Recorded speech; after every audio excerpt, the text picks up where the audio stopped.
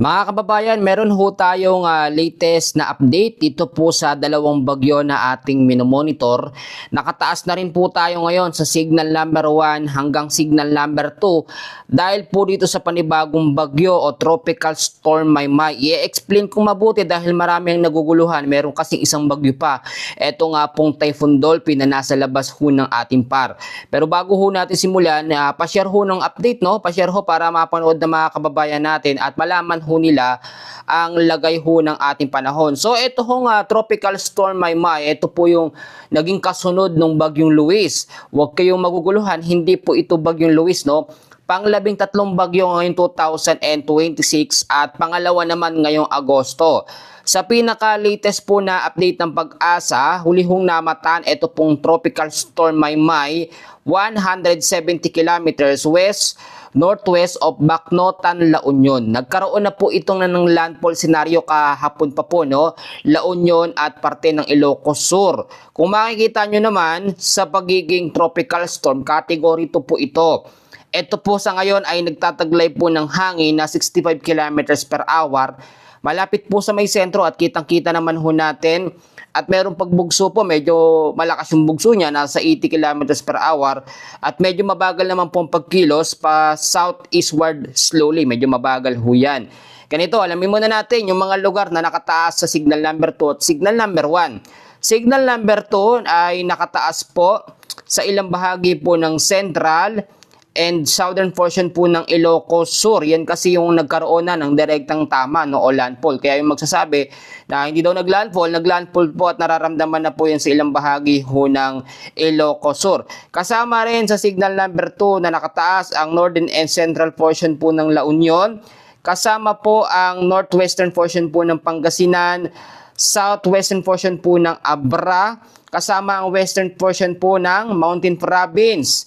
Yang mga lugar ho na yan ay meron pong tinatawag tayo na 24 hours na warning lead time. At meron namang lakas ng hangin. Ito nga pong signal number 2 na aabot lamang sa 62 to 88 kilometers per hour. So maraming ulan ang idinudulot po nito. Ito nga bagyong Maymay, hindi man kalakasan ng hangin pero tuloy-tuloy po ang kanyang mga pag-uulan, especially sa malaking bahagi ho ng Luzon.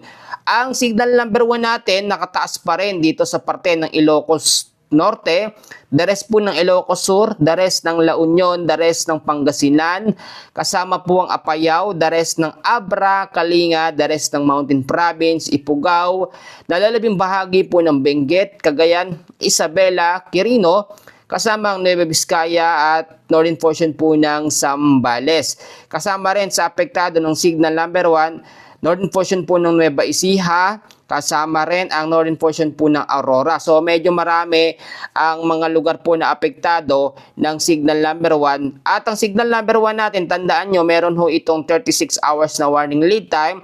At magtataglay lamang ng hangin yung mga lugar na apektado ng signal number 1 sa 39 to 61 kilometers per hour. Tignan natin ngayon ano yung mga susunod na lugar po na madadaanan o madidikitan po ng trap or extension po ng hangin. Ito nga pong bagyong Maymay, no? At ito po, tignan natin mabuti. Mamaya hong alas 2 ng hapon, ngayong araw din po ng Miyerkules, ang magiging lokasyon naman po ng bagyong Maymay, 80 kilometers west-northwest of Bacnotan, La Union. So medyo magtatagal siya sa lugar ng La Union dahil nga medyo mabagal ang pagkilos ho nito nga pong bagyong Maymay. Bukas naman ho ng madaling araw po ng Huwebes, nasa vicinity na po ito ng Sigay, Ilocos Sur. At bukas naman po ng hapon ng Huwebes, nasa vicinity pa rin ito ng Ilagan City, Isabela. So ngayon naman, tingnan natin mabuti itong isang typhoon, no? Itong isang bagyo. Bagyong Dolphin, ito po ay international name, no, ng Bagyong Dolphin. Huwag ho tayong maguguluhan kasi marami nagsasabi, ano ba talaga, saan ba talaga dyan ang bagyo? Ito bang Maymay? Magkaiba ho yan. Ito yung Maymay, yung sinundan, yung naging kasunod po ng Luis, at yung typhoon naman po na Dolphin, matagal na ito nasa labas ng par. Nakikita na magkakaroon nito ng pagpasok sa loob ng ating Philippine Area of Responsibility, pero konting pasok lang yan, nilalabas din agad. So ito po, ang pinakalokasyon naman po ng Typhoon Dolphin ay 1,855 kilometers northeast of extreme northern Luzon. Medyo malakas ang hangin ito. nasa 165 kilometers per hour malapit po sa may sentro at may bugsuho na umaabot sa 205 kilometers. Sa pagkilos naman, pa-westward sa bilis po na 20 kilometers per hour. Tulad na aking sinasabi, kapag nakapasok sa PAR ang Typhoon Dolphin, palalakasin niya ang habagat o southwest monsoon at hihilahin naman niya o hahatakin naman niya ito nga pong bagyong Maymay o Tropical Depression Maymay. Ngayon po dahil sa dalawang weather system na yan, ay meron pong inilabas ang pag-asa na heavy rainfall warning. Ito ho yung dami ng mga pag-uulan na ating mararanasan ngayong araw po ng Miyerkules. Unahin muna natin yung mga lugar na makakaranas sa mga pag-uulan dahil sa bagyong Maymay. Meron tayo ngayong hapon na 100 to 200 millimeters na dami ho ng pag-uulan sa mga direktang apektado nito dyan sa La Union, Pangasinan, Benguet at sa may Zambales. Meron naman tayong 50 to 100 millimeters sa dami ng pag-uulan sa may Ilocos Sur, Ifugao, Mountain Province, Tarlac, Nueva Ecija, Bataan, Pampanga at Bulacan. Maraming lugar ang apektado niyan. Meron naman tayo ngayong hapon hanggang bukas din ng hapon sa Ilocos Sur, La Union, Benguet na 100 to 200 millimeters sa dami ho ng pag-uulan. Hindi ho biro yan. Meron naman 50 to 100 millimeters sa dami ng pag-uulan. Bukas ho ito ng hapon sa Pangasinan, Abra, Ifugao, Mountain Province, Kalinga at Nueva Vizcaya. Lahat ng mga lugar na yan ay dahil po sa bagyong Maymay. Ngayon naman alamin natin yung mga lugar na apektado ng heavy rainfall dahil po sa habagat o southwest monsoon. Ngayong hapon po hanggang bukas ng hapon, meron tayong moderate to heavy rains na meron 50 to 100 millimeters sa dami ng pag-uulan dyan po sa Metro Manila, Rizal, Cavite, Batangas, Laguna at Occidental Mindoro. Bukas naman ho ng hapon, ito medyo marami, heavy to intense rain na merong 100 to 200 millimeters sa dami ng pag-uulan sa Occidental Mindoro. Moderate to heavy rains na merong 50 to 100 millimeters sa dami naman ng pag-uulan sa Zambales, Bataan, Tarlac, Nueva Ecija, Pampanga, Bulacan, Cavite, Batangas at Antique.